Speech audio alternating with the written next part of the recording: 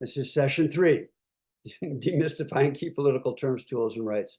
Again, I apologize. I teach this class at a number of institutions. I thought I had it correct down here. This is session 3, to demystify key political terms, tools, and rights. Since I basically threw a quiz at you that basically nobody had any information about, I apologize. That I promise you will not happen again. So as far as a quick look back review is concerned, I think we're going to pass over this thing. The questions I asked up here were right here.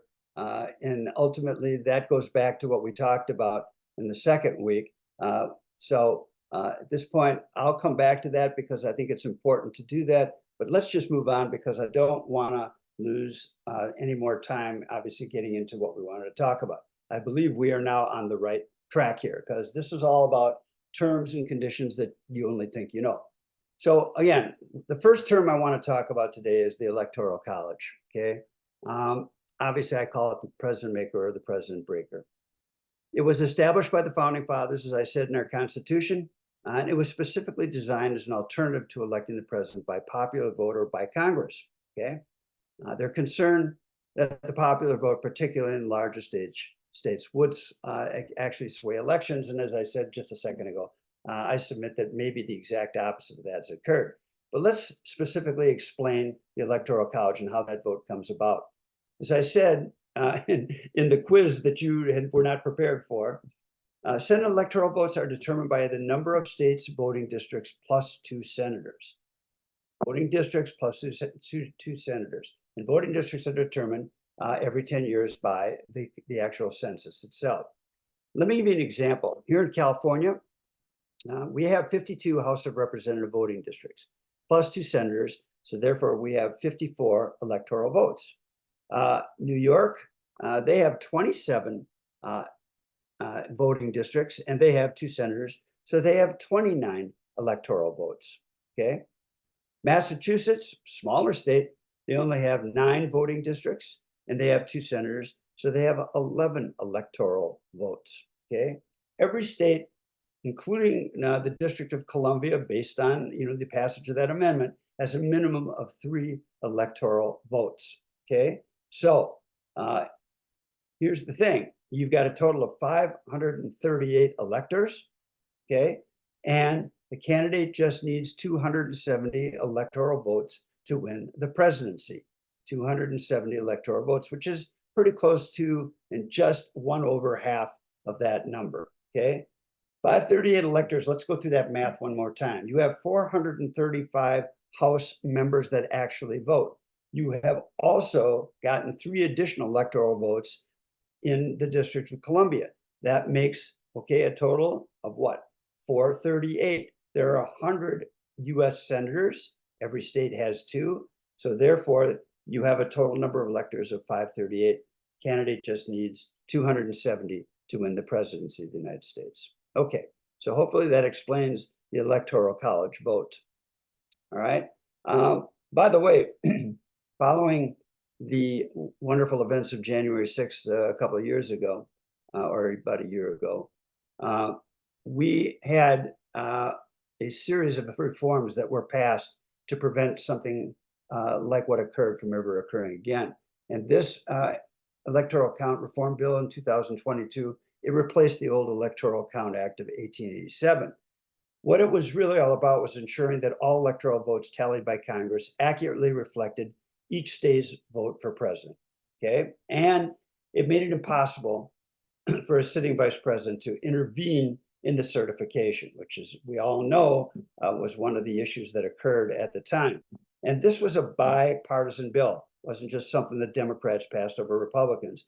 And that bipartisan bill made it a lot harder to overturn a certified presidential election, which was important, okay? And more important, made allegations of voter fraud much, much harder to prove.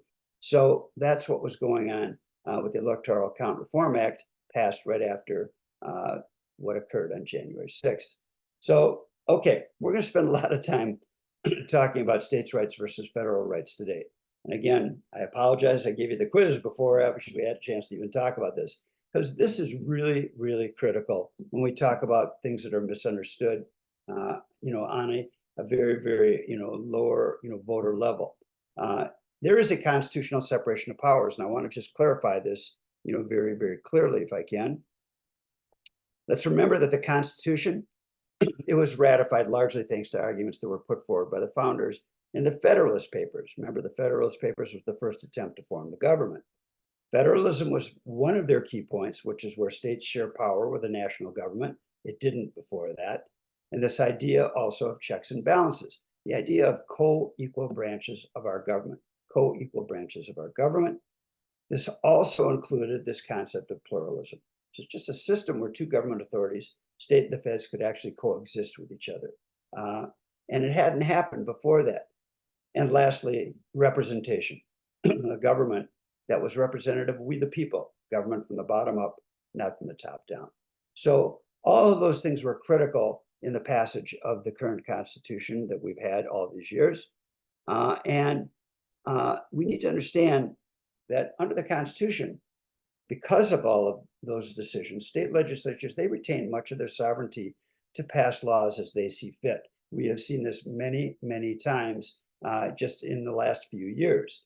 And the Constitution maintains this sovereignty by enumerating or providing very few express powers to the federal government. Very, very few. In fact, the federal government does have the power to intervene when it suits the national interest. And what we're talking about is, for example, declaring war. Okay, obviously, that's when the federal government has the power to intervene. The issue of immigration is certainly coming up right now in terms of whether or not this is a national interest or a state issue. But let me give you a better example. In the case when the Constitution was passed, Article 6 had something called the Supremacy Clause that stated that federal law superseded state law where there was a compelling national interest. And this idea of federalism, the separation of powers that is between the feds and the state, it is now baked into the Constitution. There's no question about it. And while it's an important check on power, it's been continued source of contention between state and federal governments, going all the way back to the Civil War as an example. When Southern states seceded from the Union, they argued that the federal government was unconstitutional and encroaching on their domestic institutions of slavery. Okay, that was their point of view at the time. Clearly, the Civil War followed, and we all know what occurred after that. But even today's argument about immigration on our border is a huge issue of states' rights versus federal rights, even though the Supreme Court has decided on many, many occasions that immigration in this country is the purview of the national government. So this idea of federalism, where you basically have power sharing going on, it is always a source of contention between state and federal governments. Particularly, look what happened during COVID. Look at what happened during, when states were passing laws shutting down businesses and telling people they had to wear masks versus states that didn't want to deal with that in any manner, shape, or form. So important to point all of that out. And let's remember the 10th Amendment to the US Constitution. Okay, this is critical as it relates to states' rights versus federal rights, because it said specifically the power is not delegated to the United States by the Constitution, nor prohibited to it by it to the states, are reserved to the states respectively or to the people. Okay, back then there's no way they could have known what was going to come in the future. They made the decision that if it's not in there, it's up to the states and the people to decide. So this is baked into our Constitution. It is clearly an issue that has raised its head many, many times. And I just wanted you guys to be aware of that before we talk about what clearly are some of the states' rights differences from federal rights. And this is important. So let's start with the states. We can, a second. Oh, boy. Okay, states' rights. Well, states, they create educational curriculums and school systems. The feds do not. Okay. Well, see, now you can see how that quiz actually worked out. States, they issue driver's licenses. The feds don't issue driver's licenses. The feds may issue passports, but not driver's licenses. That's up to the states to do. States establish local fire and police departments. Feds do not have a national police or fire department. They have a military, but all local police and fire departments are established by the states. States also set up local voting rules and laws. And thank God for that in many points, because the fact that we have states determining when you can vote, can you vote by mail, who is eligible, what are the voting dates, where are the places or the polling places where you can vote, all makes the elections in each state not only, I think, independent of each other, but also, I think, in many ways more safe, because the states now are each regulating those votes. They are overseen administratively, but states make their own rules and their own laws regarding that. Also, states select local, state, and national representatives. The feds do not, okay? So that's a key point. And lastly, states set health and welfare directives. The states do not. As I just said, think about what happened during COVID. Clearly, there were differences in states' decisions and states' rules regarding that. All right, so those are the states' rights. Some of them, there's others, but those are the main ones. What about the feds? Let's talk about them if we can. Well, we know the feds, they're the only people that print paper money. They're the only ones who can at this point. If you imagine each state printing its own currency, that would be like a huge problem, I would think. Second, the feds, they command our military armed forces, and they're the only ones who can declare a state of war. Delaware cannot declare war on New York, and Iowa can't declare war on Nebraska. That's not in their purview. Only the feds can declare war. Feds also pass legislation to enact laws and fund federal projects. There's no question that even though our Congress may be just a little bit dysfunctional at this point, they are the ones that have the power of the purse. So legislation and federal projects emulate from them. Also, federal people are the ones who install judges. The feds are the ones that install judges, foreign ambassadors, and cabinet members.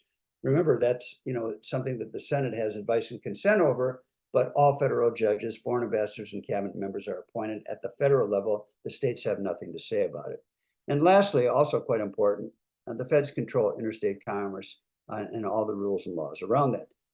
Without that, we wouldn't be able to fly across the border or drive across the border without literally being subject to state laws regarding their rules on commerce. So clearly, these are all important things for you guys to remember, okay? States' rights versus federal rights. It is clearly baked into the Constitution. All right, so let's move on if we can. Just one other point to make on this, just as an example, when we talk about states' rights versus federal, let's look at just the whole Supreme Court decision about abortion restrictions 1 year after Roe v. Wade was overturned by the Dobbs decision. And you can see by this chart provided by the New York Times what states have decided to do regarding that as they address the court's decision. As you can see in the darker colors, those states have literally decided on a full ban to abortion as far as they're concerned. And the gray states obviously have, in many cases, enshrined them, at least in California and Ohio, a very Republican state. They have enshrined the right to an abortion into their state constitutions, and there's other examples of that coming.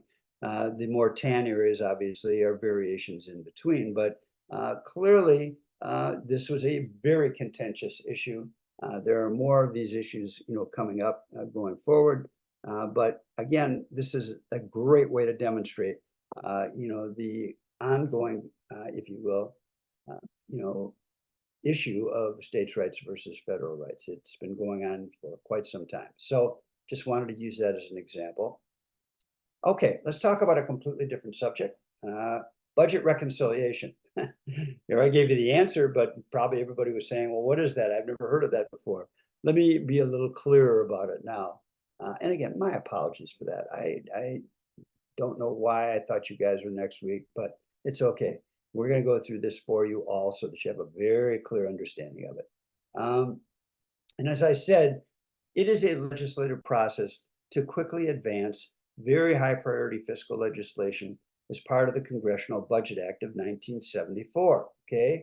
And it allows the Senate majority to bypass opposing arguments and a filibuster is where you just, basically make it impossible to vote. We're going to talk about that as a term. And if you have a filibuster, what that means is, that stops the vote. But when you do budget reconciliation, all you need is a 51 vote majority rather than the 60 vote requirement. So it is a way to fast track high priority budget bills. Okay. Budget reconciliation bills, they can still be vetoed by the president. There's no way that they, can't be vetoed. It has to be signed by the president to become law. But again, it is a fast track method of approving, high priority budget bills. Okay. I'm going to show you a quick video that explains to you that this has been done by more than just Democrats or Republicans. It's been done by a lot of presidents over time. And this will probably help you understand it better than that very short explanation I just gave you.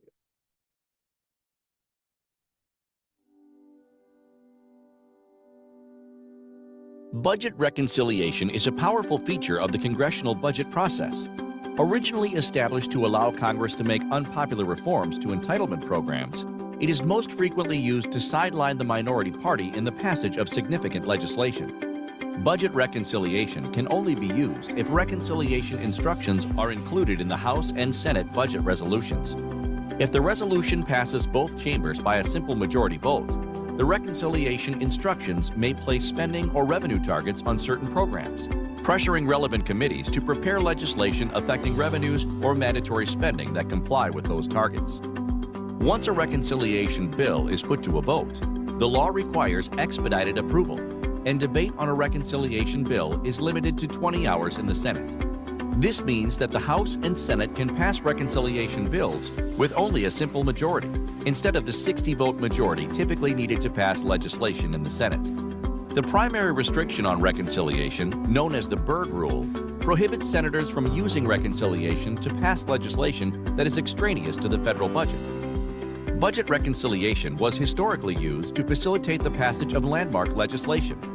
During President Reagan's 2 terms in office, he and a Democratic Congress enacted sweeping tax and spending cuts, as well as changes to Medicare and Medicaid, using budgetary reconciliation 7 times. In 1990, President George H.W. Bush signed a bipartisan budget reconciliation bill, which broke his famous "Read My Lips, No New Taxes" pledge. Reconciliation was also used to enact significant welfare reforms in line with the Republican Party's contract with America under President Clinton. More recently, budget reconciliation has been used by the majority party to override the minority party. For example, a Republican Congress used it to pass significant tax cuts under President George W. Bush. Some aspects of the Affordable Care Act, also known as Obamacare, were passed using reconciliation, as well as a recent attempt to repeal the Affordable Care Act, which failed by 1 vote. The most recent application of reconciliation was the 2017 Tax Cuts and Jobs Act, which was enacted by a Republican Congress and President Trump in the face of unified opposition by the Democratic minority in both chambers. Okay, by the way, with respect to the Reconciliation Act, there was, a very, very interesting, act that was passed in 2022 that was an addendum to this thing. The Inflation Reduction Act of 2022 was passed, before the last Congress changed over, and that was a bill that invested $300 billion in deficit reduction, $369 billion in energy security and climate change programs over the next 10 years. It also, very importantly for a lot of seniors, it allowed Medicare for the first time to negotiate prescription drug prices, albeit it's only really, to begin with, only 10 drugs at this point that are being negotiated. But going forward, I believe that this will be a very, very important, powerful tool for Medicare to lower prescription drug prices. It also extended the Affordable Care Act, better known as Obamacare, and it extended that program for 3 years through 2025. And it instituted, to pay for it, a 15% corporate minimum tax to pay for all of the above, okay? And unfortunately, it passed both houses of Congress at that time without 1 Republican vote. I mean, clearly at this point, it was necessary to do this, and it was, something that Joe Biden got through just before the end of the last Congress. I'm not sure it would have necessarily passed with the 118th Congress, which he's dealing with right now, but it did pass, and it is now the law of the land, okay? Let's talk about a different concept. Let's talk about the Federal Reserve. It's another, idea at this point that a lot of people think they understand, but maybe they don't so well. So what the heck is the Federal Reserve? Well, The Federal Reserve is 12 Federal Reserve banks that are each in a different part of the country, a different part of the US. It was created in 1913 by the Federal Reserve Act to serve as the nation's central bank. It's really there to supervise and regulate all financial institutions to ensure the safety and stability of the nation's financial systems.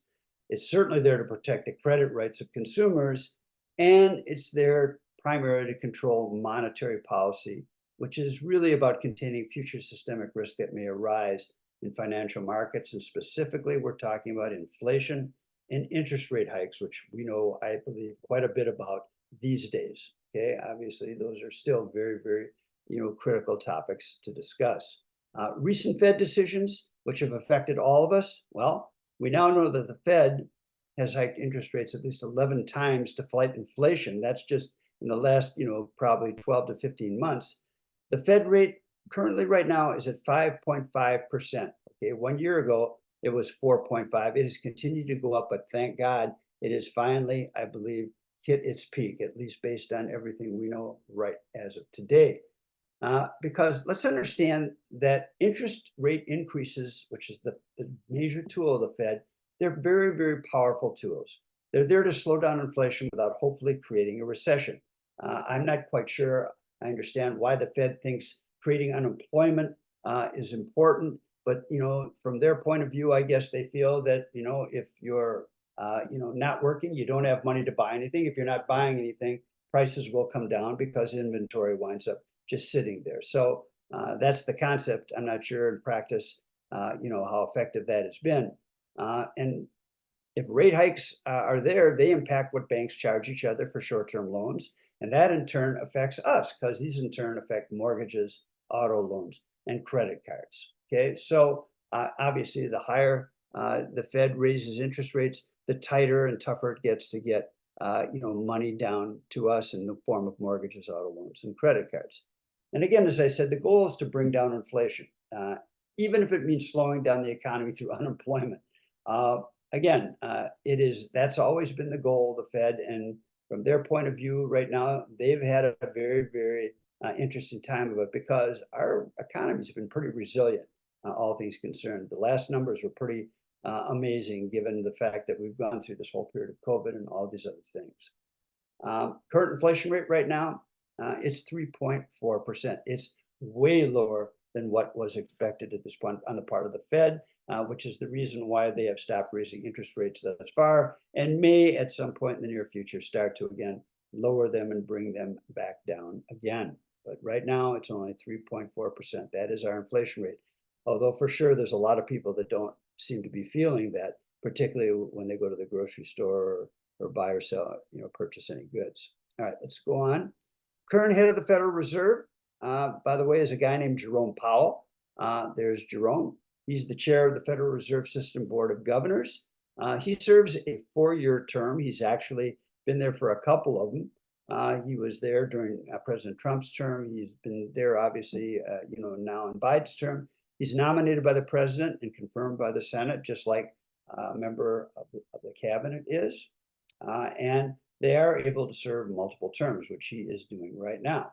So that is what the Fed is about. They're there to basically control interest rates and to control inflation. And they're the ones that if you want to, pour blame on for what we're dealing with right now, they're the ones trying to tamp down inflation and keep, this thing in check. That's their job. All right. So at this point in time, I'm going to, just take a quick break if I can. I'm going to stop sharing my my screen, and again, if possible, I'm going to ask Rob to look at the people who had their hands raised. We had a lot of people who had questions in there, and so if it's possible, if we could, you guys could, not only ask the question, but also maybe unmask yourself so I can actually see a real person asking the question. That would be super. That would be great. So, questions? Are there any? No raised hands right this minute. Oh, interesting. All right. Well, I'm looking at the chat scenario here. Most of these people are writing about the fact that I screwed up, which I did, and I truly apologize. you know, for that. This is, yeah, I understand. Stop listening to your students. I just want to see if anybody's got some question in there. Yeah, no, this is all about me screwing up. Is it? Okay. No problem. Again, I apologize profusely for, you know, starting you guys off on a session I hadn't even gone over. That's my fault. Hopefully you guys will stick with me here because talking about all of these terms and concepts is really important. And I've got a bunch of them to go through after this thing. And I promise I'll make it up to you. So let's just take, it's about 10:15 right now, just a little before. Let's take about a 5-minute break if we can. If you guys could come on back to me about 10:20, that would be super. And we'll just keep rolling if we can. And again, my apologies for the screw up this morning. That's my fault, nobody else's. Thank you. Well, basically, as I uh, higher interest rates, you know, which are the result of obviously, you know, the Fed's actions at this point, raise prices. And when they raise prices, you know, that creates it more difficult for us to buy anything. The reason it creates unemployment is because, you know, businesses at this point, their businesses slow down, they're not selling anything, and they wind up firing people. They let people go. And that is what tends to happen, you know, when inventories tighten up and nothing gets sold. It's probably the oldest theory in economics at this point in terms of cutting off this stuff because you know, the whole idea of you know, supply and demand affects not only pricing but also you know, whether or not people have money to buy things. So you know, unemployment is one of the results of the Fed's raising rates simply because people just can't afford to keep their employees and keep in business anymore. They're not selling anything. And that supposedly drives prices down as well, because when you have all this huge inventory, you wind up at this point lowering prices in addition to reducing your overhead. Kind of an interesting theory. The only problem you have is that the economy is doing incredibly well right now based on everything I'm seeing. All right, let's get rolling if we can. I'm going to share my screen one more time. Let's just keep going. Hopefully, this is the right presentation. I'm going to make sure that it is. Hopefully, you are still with us. Wow, it's going to be an interesting day to look at myself in the mirror on this one. All right, so let's just keep going if we can. Just some other important concepts. What I want to do, I love this cartoon because I want to talk about the U.S. debt limit or the ceiling.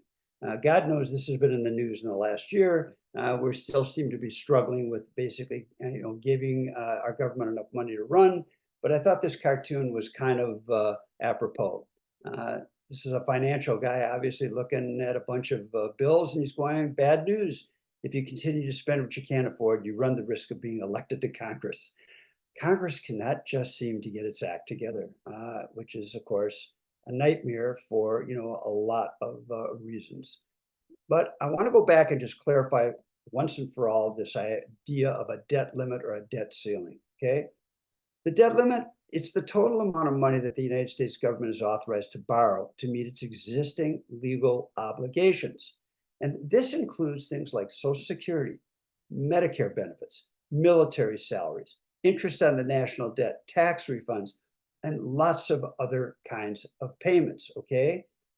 The debt limit, it does not authorize any new spending commitments whatsoever. It simply allows the government to pay for existing legal obligations that Congresses and presidents from both parties have made in the past. It's not anything about any new spending. It's about basically paying for what you have. It's like walking into a store and saying, I want this purse. It's not a problem. Okay. And then you go, but I really don't want to pay for it. Okay. That's kind of the simplest way to explain this thing, which makes absolutely no sense.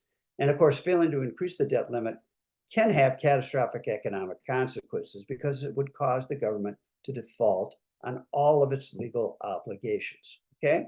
So the 118th Congress, the gem of a group that we currently have right now in Congress, what was their debt ceiling vote at the end of 2023 after God knows how many weeks of ranting and raving back and forth about this? Well, the debt ceiling was finally raised by a bipartisan vote, not just the Democrats, Republicans as well, because They thought this was like getting seriously nuts.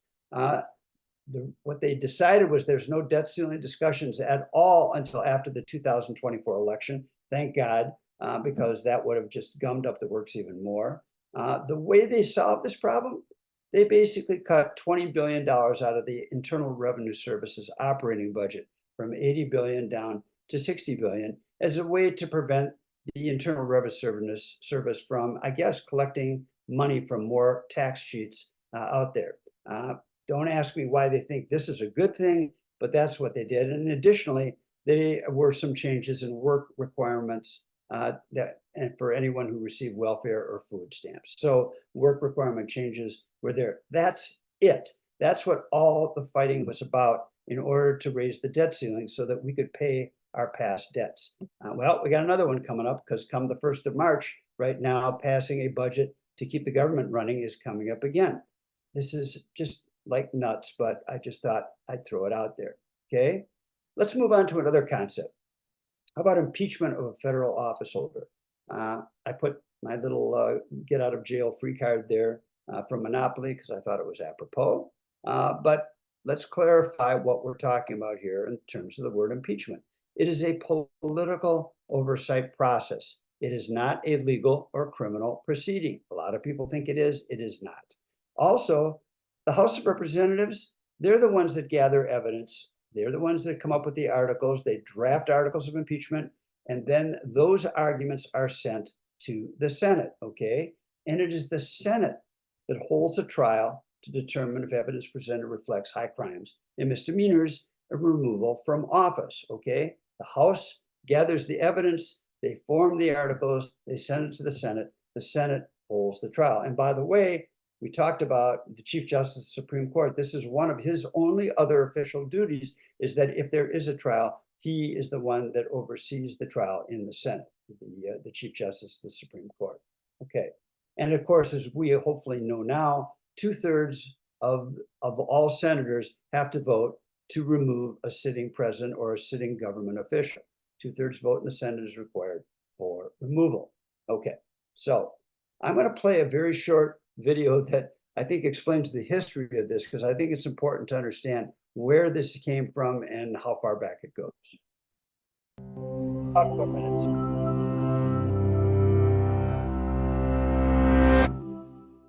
For most jobs, it's understood that you can be fired, whether for crime, incompetence, or just poor performance. But what if your job happens to be the most powerful position in the country, or the world? That's where impeachment comes in. Impeachment isn't the same as actually removing someone from office. Like an indictment in criminal court, it's only the formal accusation that launches a trial, which could end in conviction or acquittal. Originating in the United Kingdom, impeachment allowed Parliament to vote for removing a government official from office, even without the King's consent.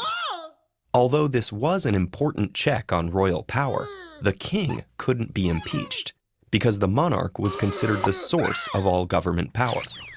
But for the founders of the American Republic, there was no higher authority beyond the people themselves. And so impeachment was adopted in the United States as a power of Congress applying to any civil officers, up to and including the president.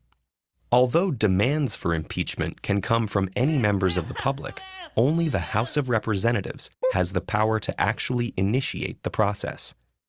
It begins by referring the matter to a committee, usually the House Committee on Rules and the House Committee on the Judiciary. These committees review the accusations, examine the evidence, and issue a recommendation. If they find sufficient grounds to proceed, the House holds a separate vote on each of the specific charges, known as articles of impeachment. If one or more passes by a simple majority, the official is impeached, and the stage is set for trial. The actual trial that follows impeachment is held in the Senate. Selected members of the House, known as managers, act as the prosecution, while the impeached official and their lawyers present their defense. The Senate acts as both judge and jury, conducting the trial and deliberating after hearing all the arguments. If it's the president or vice president being impeached, the Chief Justice of the Supreme Court presides. A conviction requires a supermajority of 2/3 and results in automatic removal from power. Depending on the original charges, it can also disqualify them from holding office in the future and open them to standard criminal prosecution. So what exactly can get someone impeached? That's a bit more complicated. Unlike in the United Kingdom, impeachment in the US pits an elected legislature against other democratically elected members of government. Therefore, to prevent the process from being used as a political weapon, the Constitution specifies that an official can only be impeached for treason, bribery, or other high crimes and misdemeanors. That still leaves a lot of room for interpretation, not to mention politics, and many impeachment trials have split along partisan lines. But the process is generally understood to be reserved for serious abuses of power.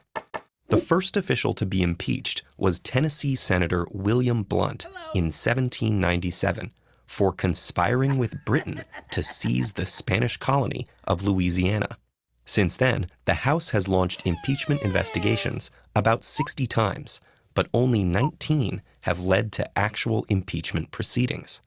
The 8 cases that ended in a conviction and removal from office were all federal judges, and impeachment of a sitting president is even more rare. Andrew Johnson was impeached in 1868 for attempting to replace Secretary of War Edwin Stanton without consulting the Senate. Over a century later, Bill Clinton was impeached for making false statements under oath during a sexual harassment trial. Both were ultimately acquitted when the Senate's votes to convict fell short of the required 2/3 majority. And contrary to popular belief, Richard Nixon was never actually impeached for the Watergate scandal. He resigned before it could happen, knowing he would almost certainly be convicted. Theoretically, the US government is already designed to prevent abuses of power, limiting different branches through a system of checks and balances, term limits, and free elections. But impeachment can be seen as an emergency brake for when these safeguards fail. TED-Ed is a nonprofit. If you value our work, Okay, please... obviously that explains a little bit of the history of this. And as I said, as far as I can tell, these are the only 3 guys that have ever been president that have been impeached: Andrew Johnson, Bill Clinton, and of course Donald Trump, who has been impeached twice, once when he was in office and once when he was out. So, clearly, there's just not a lot of stomach for it in Congress to remove a sitting president. That's something that is yet to occur. Let's move on to another term. Let's move on to something I call the filibuster. I've got a couple of funny cartoons here that kind of summarize for me what we're talking about. This first one is a guy that's just kind of a bum sitting on voting rights and the debt ceiling.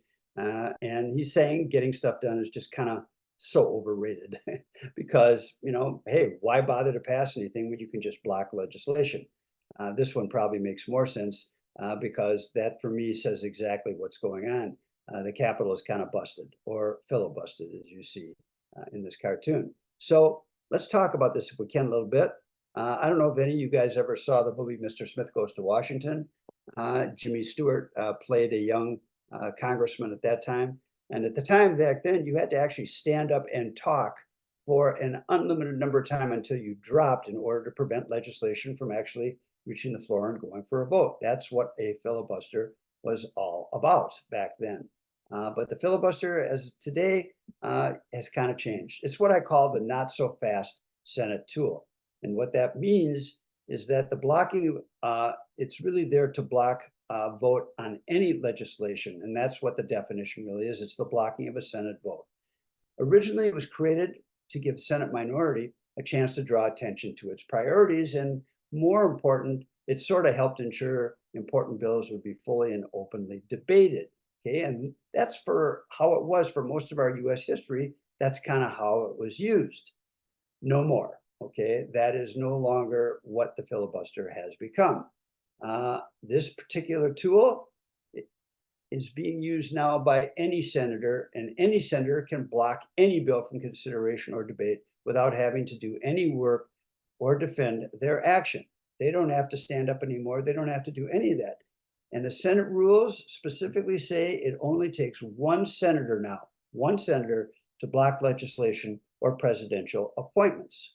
The best example I can use about what is going on currently is, let's take a look at the recent activities of Senator Tommy Tuberville of Alabama, who blocked military promotions over military abortion rules. There's Tommy, ex-football coach. And apparently Tommy's argument was that the military, was allowing, especially after the Roe v. Wade Dobbs decision, to still allow their women to be able to get abortions. Well, again, Tommy's argument was that if the state he is living in, or the states are now basically saying you can't do that, he didn't want the military allowing people to, have access to abortion either. And he proceeded for months to block military promotions, all of them from occurring over this subject, which obviously got a lot of his own people quite upset. And he has finally decided to let go of that because it was getting pretty nasty,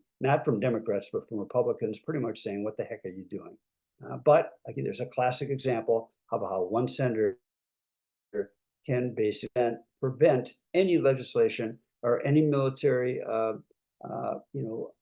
consideration from going through. So that's the most recent example of that. There have been lots of others. Just a little history on the filibuster. It's become, as I said, the default tactic to essentially pocket veto any bills or any nominations from being approved, and it's being used pretty rampantly right now. For example, there were more filibusters during President Obama's time in office than in the 1950s and 60s and 70s combined. People just didn't want to give him his choices. A second example, in the history of the Senate before 2009, there were just 68 judicial nominees, judges, ever requiring a vote to end a filibuster. Ending a vote meaning cloture. You're through discussing it. Now it's time to basically, vote on this stuff, okay? In contrast to that, in 2009, 79 nominees between 2009 and 2013 required cloture. 79. All the time before 2009, only 68 total nominees in the history needed it. 79 nominees between 2009 and 2013 required cloture so they could move forward and vote. So ultimately, it has led to the Senate changing its rules so that federal judges could no longer be filibustered. And what that is called, of course, is the famous nuclear option. This is the most famous of the reforms, and it was called nuclear option, first and used by a Democrat, Harry Reid, in 2013 to override Republican filibusters to confirm presidential judicial appointments. There's Harry. So unfortunately no longer with us. And what that resulted in is that federal judge picks now required only 51 Senate votes, not 60. Remember, they have advice and consent as a responsibility for all judicial picks, as well as cabinet members and so forth. This nuclear option rule change now said judges only need 51 Senate votes. And Harry got an awful lot of judges through that way. Well, not to be outdone, of course, this rule was then used by Republican Mitch McConnell in 2017 to confirm Supreme Court justices by a simple vote. Now we're talking about, a much higher, consideration. There's Mitch, and the result was that the Supreme Court approvals now, they only require 51 votes, not the previous 60. And guess what? This is exactly how the last two justices were confirmed. And I'm talking about Amy Coney Barrett and Ketanji Brown Jackson, okay? So, clearly the filibuster is, one of those things that had really good intent to begin with, or really good intentions to begin with. It has now become a real problem, okay? And there is a danger of eliminating the filibuster. Elections have consequences. Party in power one election year, they suddenly become the minority party in the next. And the original intent of the filibuster to force compromise in the Senate, it's become an anathema or a red line now for both parties. And bottom line, obstruction of the other party's initiatives has kind of become a litmus test for party loyalty, which is what we're really kind of observing as we speak now on a lot of this. So it's pretty crazy. Recent high-profile Senate filibusters, take your pick. Gun control, healthcare, voting rights, abortion, police reform, climate change, immigration policy, banking regulations, and others. You have to ask yourself, is it a Senate tool that's helpful or harmful? Well, and should the Senate do away with it, which they're talking about doing right now? It's anybody's guess right now. I guess this would be for you to put in the chat box in terms of your opinions on this thing. And we can certainly talk about it at the conclusion of today's class. Okay, let's move on if we can. Let's talk about some other concepts in terms that we only think we know. And I share these because a lot of people do have confusion about this. The first is something that's just pretty current in the news, this idea of a continuing resolution, or what our politicians like to call a CR. And what that is a temporary spending bill that allows the federal government operations to continue when final appropriations have not been approved by Congress or the president, which is what's going on right now, okay? Calendar year for Congress starts in October. They have plenty of time to plan this thing and approve a budget. They just choose not to do this because it is sort of a cudgel these days. And without final appropriations or continuing resolution, a CR, there could be a lapse in funding that results in a government shutdown, which, by the way, is exactly what is going to happen in the first week of March if they don't get their act together, okay? So that's continuing resolution. What about this one?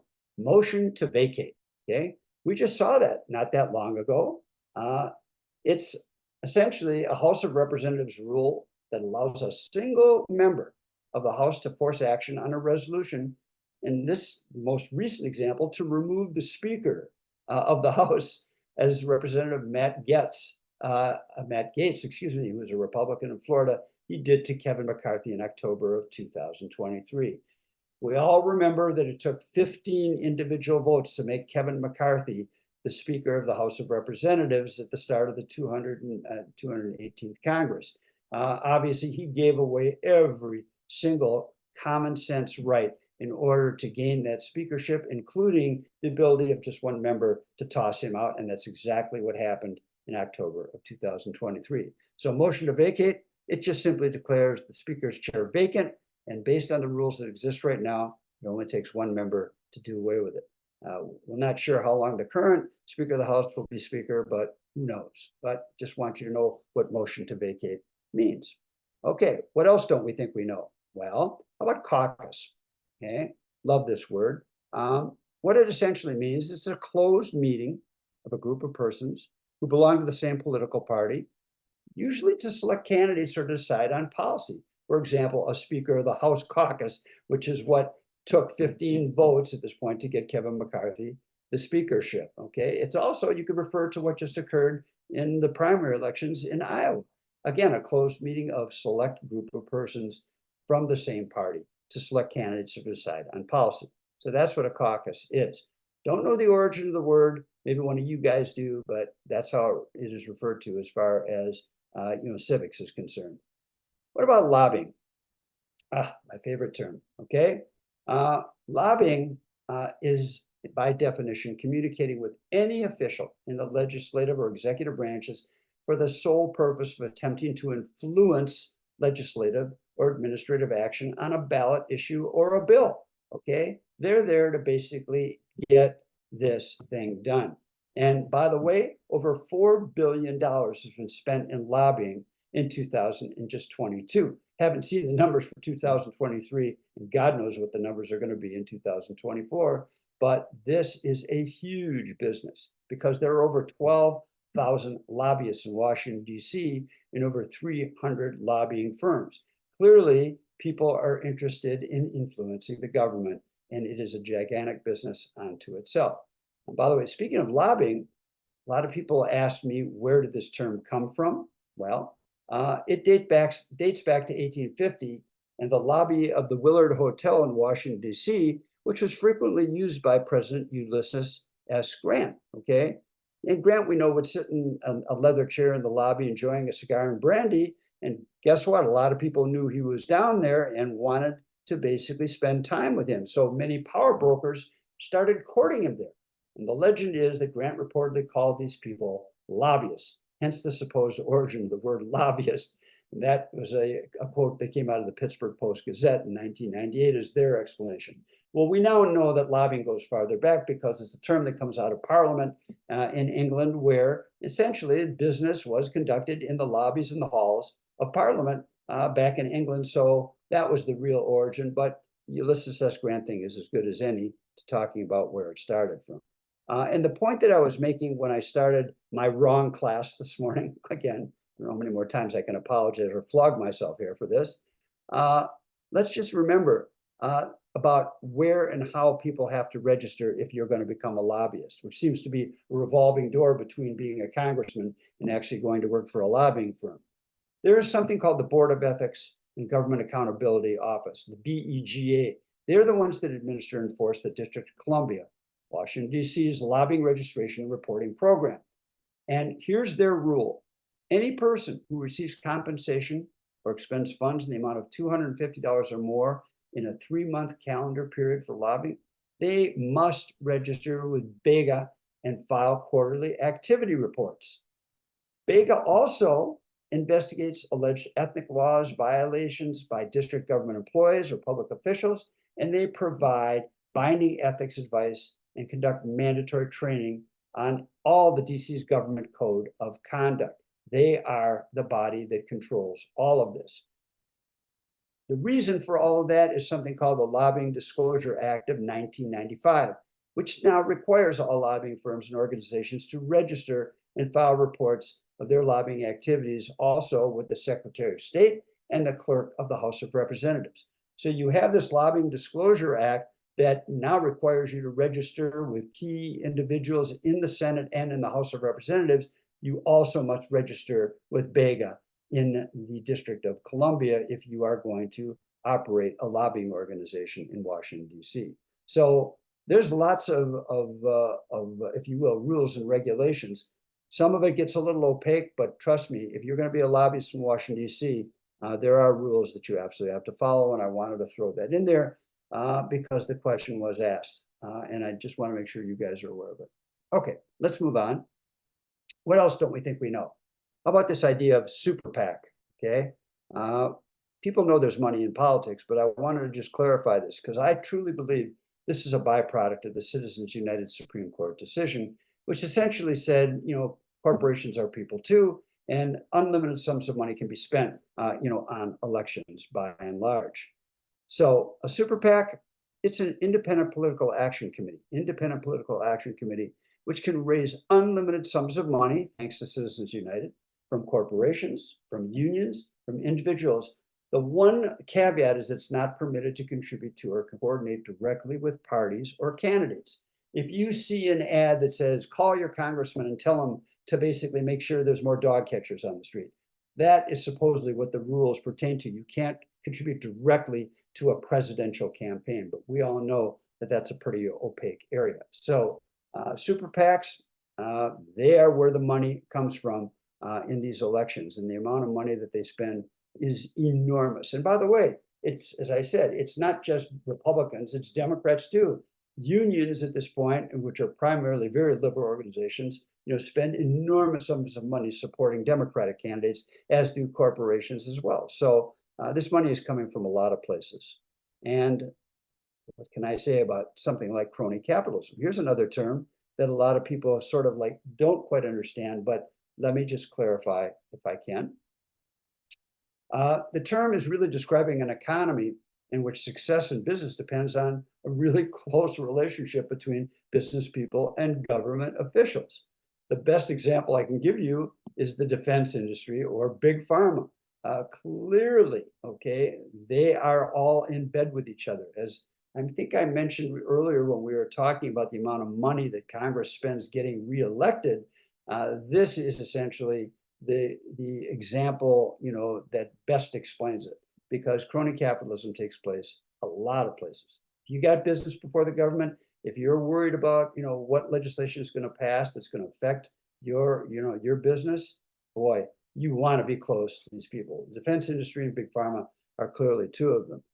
If anybody, you know, saw the Senate hearings between all the .com companies and Congress over this issue of harm being done to children on the internet, you get the idea of why it's important to be close, because otherwise there's all kinds of problems for sure. And you know what? Largely we pay the price for this because in many, many cases, their bottom lines have nothing to do with our situation personally as citizens. But that's the way it works when you have crony capitalism. We are not communism. We are a capitalist society. So that's crony capitalism. All right, let's move on. What else don't we think we know? Well, lame duck. We talked about this a little bit when we talked about the amendments at this point. What we're talking about here is an elected official or a group continuing to hold office during a period between when the election is held and the inauguration of a successor. As I mentioned before, back when the Articles of Confederation were around, even before the Constitution was written, elections took place in November and nobody took office until March, okay? And ultimately, that was a really, really serious problem because nothing got done. This, of course, refers to the 20th Constitutional Amendment, which was passed, which said that if you are a congressperson who has been elected in November, you now take office the first week of January. If you are the President of the United States and have been elected to office, your term of office begins on the 20th of January.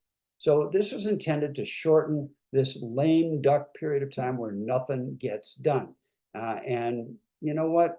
It's important because that period of time is still between November and January, the 1st of January, which isn't really all that terribly long. It's about 55 to 60 days. There's an enormous amount of transfer that needs to take place in terms of process and so forth to ensure a peaceful transfer of power. All right, so that's what the lame duck is all about. How about entitlements? A lot of people think they know what these are, but let me just clarify for you. It's any government provided or government managed benefit or service to which some or all individuals are entitled by law. I think we know some of these: Medicare, Social Security, Federal Insurance Corporation of America, pensions. These are all entitlements at this point that the government provides. And by the way, you can now include Obamacare in that as well, because clearly these things are incredibly popular. Screwing them with them is a death wish if you're running for office these days. And you know what? At least I want everybody to understand what an entitlement is. So it is a government management benefit and service which you're entitled to, and it's by law. All right, so that's an entitlement. What else don't we think we know? Well, how about referendum? Okay, most of us are from the West Coast out here. A referendum is a direct vote by the electorate, meaning the voters, on a proposed law or political issue. And this is in contrast to an issue that's being voted on by legislators or representatives that you put into office. Sometimes legislators don't react as quickly or don't want to deal with an issue that voters want to talk about. And that's like a huge problem. Here in the state of California, my memory is not that short. We had something called Proposition 13 to restrict California real estate taxes. I moved out to California from the Midwest in '77.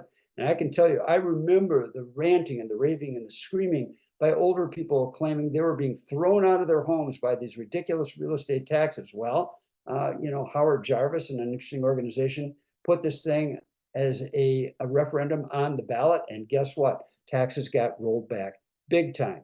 The only problem with that, of course, was that there was some interesting connections to make sure the corporations also got some benefits from that. But I digress here. Let me give you another example. Proposition 1, the most recent, in November 2022. After the Dobbs decision passed, basically overthrowing or overturning Roe v. Wade, we in California here passed Proposition 1 as a referendum to protect abortion rights and put it on the state's constitution so that it can never be overturned again, meaning that a woman's right to choose is enshrined now in the California state constitution. So referendums are a direct vote. The only problem I have with them is that generally how this works is it involves signature collecting at any one of a variety of places. And these signature collectors, by and large, make $1 a signature on average. And they never seem to quite explain to you what these bills are about, because in many cases, referendums are put on the ballot by businesses and not necessarily by people who have all of our best interests in mind. So you got to be, a pretty researched, voter at this point and do your homework. Anyway, that's a referendum. What else don't we think we know? How about Obamacare? I love this because people just get this so confused.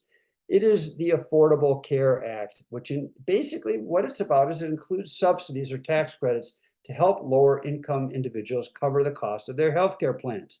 The ACA also guarantees very specific health benefits. What I find astounding is you tell somebody, they always interview people, well, do you like Obamacare? Oh, I hate it. Well, what about the Affordable Care Act? Oh, I love it. They're the same thing. It is the exact same thing. And by the way, this has become quite popular. So I would say screwing with this now is really problematic if you're looking to take a negative position, about this and try and do away with it as, one of the previous Congresses tried to do. Hey, last time I checked, and I think I just saw some statistics that over 1 million people signed up for this in the option period. So it's becoming very, very much like Social Security, like Medicare, and I think it's here to stay, regardless of what one party or another may think of it. So that's Obamacare. All right. What else don't we think we know? Okay. Well, how about this? This is what I call basically just a softball kind of scenario. FLOTUS and SCOTUS. Okay. I'm talking about the First Lady of the United States and the Supreme Court of the United States. Congress always loves to run, or not Congress, government always likes to use these abbreviations, but that's all it means. First Lady of the United States and the Supreme Court of the United States. FLOTUS and SCOTUS. Okay. How about this? Pundit. Well, the definition of that, according to the dictionary, says it's supposed to be an expert in a particular subject or field who is frequently called to give opinions about certain things to the public, originally referred to as a person of great knowledge and scholarly. Well, we do now know that anybody on any of these streaming channels or on any of these cable networks calls themselves a pundit, but what we're really talking about is anybody over 50 feet away. I put that on there only to encourage you to do your homework when you believe some of the material that you may hear or explanations for various things, particularly related to an upcoming election or to a position on a given bill. It's really important to know where this pundit is coming from. All right, what else? Well, congressional censure, okay? This is a formal adoption of disapproval in the form of a resolution that's adopted by a majority vote. We've just had a bunch of these things. The term censure is not found in the Constitution, by the way, and the resolution carries no punishment. I believe Adam Schiff, as an example, who's running for Congress here, has also, been censored at this point because of all of his involvement as a manager against in a trial against, President Trump. This is just kind of a way of showing disapproval, but really holds no real teeth to it because there's really no punishment that can be, involved in this thing. Just wanted to throw that out. The government fiscal year, I just really need to make sure people understand this. It's not our calendar year. Every year, the US Congress begins their work on a federal budget for the next fiscal year. And that term runs from October 1st through September 30th of the next calendar year. We are now in the fiscal 2023-24 fiscal year for the government. It's October 1st through September 30th, okay? And real simply, the federal budget, that dictates the fiscal policy to be adopted in a given fiscal year. When Biden stands up basically to give the State of the Union speech, which hopefully he will, he's talking about what is going to happen all the way through 2024 based on the budgets that are prepared, hopefully by Congress. We'll see, okay? And by the way, the budget areas he's talking about, they're pretty stuck. The mandatory stuff we're talking about, which are like things like Social Security and Medicare, discretionary spending, which is really primarily military, and interest on the debt. We're going to talk about all three of these next week when I give you the real lesson on our national debt and so forth. But those budget areas are important, and they are part of making up the federal government's fiscal year policy. All right. What else don't we think we know? Standing rules of Congress. Just want to look at the time to make sure I'm cool here. We just got a couple minutes. Those are the rules that govern the daily order of business on the House and Senate floor. And This is what they use to make certain actions privileged for consideration. In other words, getting it to the point where they can put it on the floor. It's really important. Then you have something called parliamentary procedure. And this is the accepted rules. They make them. This is rules that are made up by our Congress people. And it concerns their rules, their ethics, and their customs that govern all their meetings, all their assembly, all their organizations. Parliamentary procedure. And what they speak to is the fact that members cannot be individually deprived of their rights. Members have the right to know what they're deciding on. The assembly acts on the fairness and good faith, and all members are treated equally. I love the second one. Members have the right to know what they're deciding on. It appears that Congress has already made a decision on the immigration bill that just came out of the Senate. They haven't even read the thing. They've already said it's dead on arrival. So this is not necessarily something that's followed with regularity. And lastly, I have something called parliamentarian, okay? This is the one that I put in the quiz. Now I'm going to give you with the real discussion on this. This is the official advisor to the United States Senate on the interpretation of standing rules in the Senate and parliamentary procedure.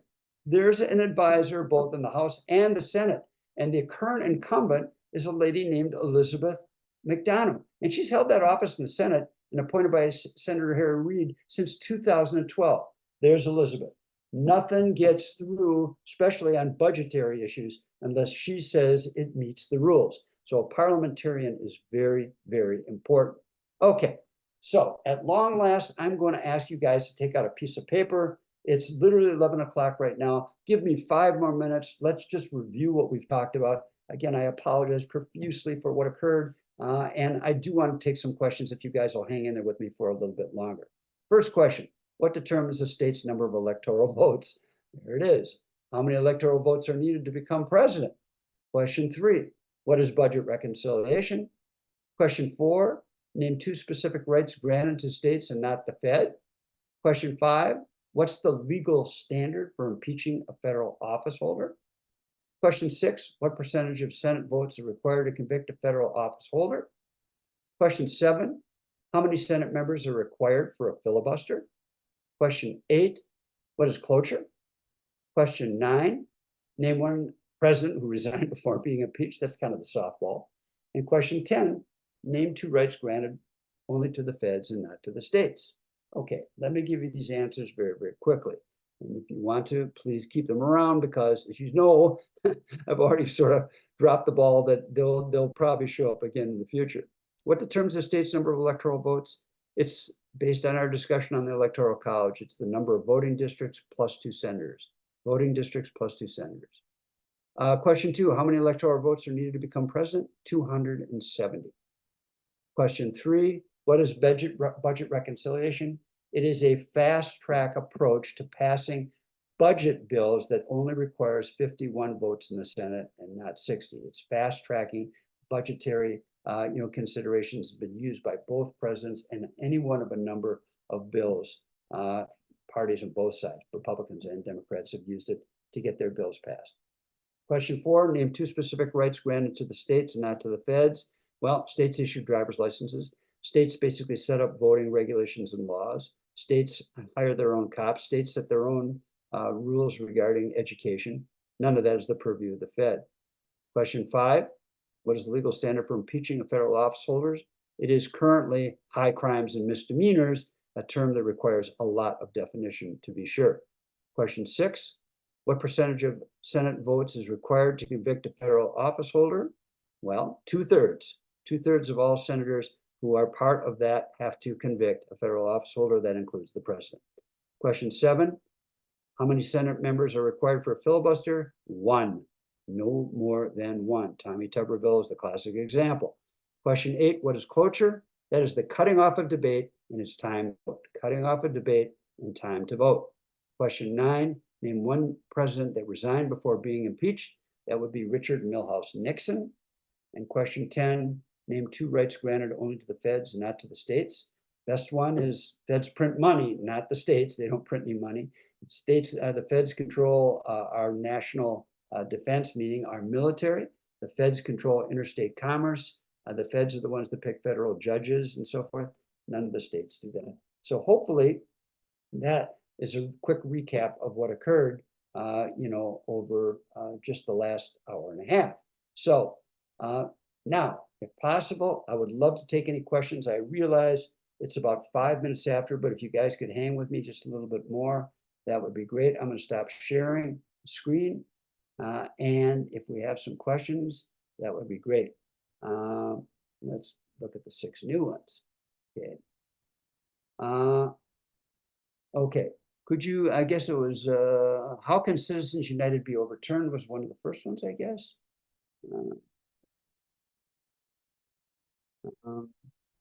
Okay. Judy, are you still around at this point?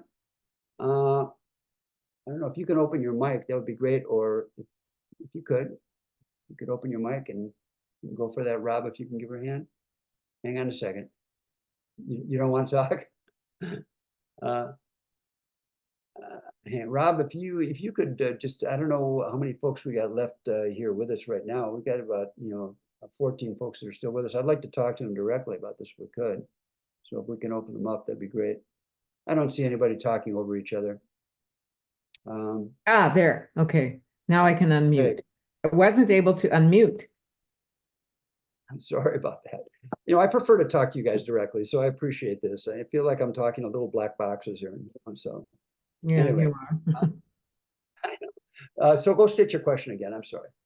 I have a couple of different questions. Certainly the question about Citizens United interests me, but before that, and maybe more simple, is of the 4 presidents who were impeached, one was Donald Trump 2 times, but he didn't leave office. So what does it take with impeachment, or what was the piece that you said required? You can have an impeachment, but they don't depart the office. Well, you need 2/3 of the vote. We know that, which no Senate has yet provided.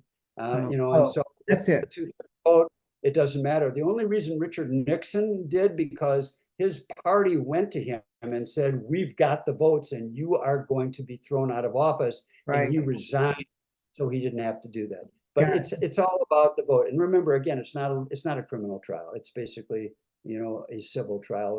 That is essentially a government removal from office scenario. Nobody's going to jail based on impeachment. They just get removed. But thank you for clarifying that. I didn't remember the 2/3. The other question was, how can Citizens United be overturned? Well, very simply, there can be another court case, or actually 2 ways. One, legislation can be brought up in Congress, not necessarily this one because it won't happen, but in a future Congress that says that voting laws and rules are now going to change, where not this kind of money can't be used to actually help elect a federal office holder. There was a time when there were laws against doing that. Obviously, Citizens United opened the floodgates, and the amount of money that's now pouring into our elections is unbelievable. I just wanted to fix my street, and the truth is that the amount of money they're going to spend in this next election is going to just be astounding, and no question. Is there any way that any of us can do anything to assist getting Citizens United overturned? You can write your congressman, you can write your senator, you can say, this is ridiculous. You shouldn't be spending 50% of your time trying to get me to give you money so that you can get reelected, and you should be passing legislation that ultimately prevents this from going down. There can be yet, let's say the court changes over the next 5 or 10 years, who knows? And all of a sudden it now swings to a more liberal side. I could see court cases being brought against this, which could overturn it one more time, just like Roe v. Wade got overturned this last couple of years. Thank you. All right, any other questions? Just raise your hand if you would, or if anybody's got their hand up, and then Rob can open up your mic, or you can open your mic. Come on, everybody bailed on me here because I'm such a horrible person. All right. I think you should do have a stop hand. going bad on yourself. I know. Joanna's got her hand. Joanna, you can do your mic, you could. Yeah, can unmute. So my question was about the Byrd rule in relationship to the Inflation Reduction Act of 2022. I lost that piece. Could you re-explain? The Byrd rule, I don't know if he was the Speaker of the House, but he might have been at the time. And I think that his point about the impeachment process, or the 2/3 rule and so forth, and the amount of people that had to basically, make that decision, was, I think, what it. Well, wait a minute. No, I'm thinking of something else here. Wait a minute. The Byrd rule is the one on reconciliation. That's what we're talking, Oh, correct? okay.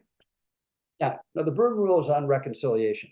And so the purpose of that is because they want to make sure that they didn't need 2/3, they didn't need 60 senators, they only needed 51. He just felt that at that time, and I believe Byrd was the head, or the head of the Democratic Party, or not the Democratic Party, but Republican Party. I'm not even quite sure. Now I'd have to go back and do this research, but all I know is that he made the decision that you now needed to be the party in power, and ultimately, as long as you had, a parliamentarian approving this rule, and it was about money, and that it didn't affect anything else, that it could be passed with a simple, majority vote. Majority And vote. so Okay.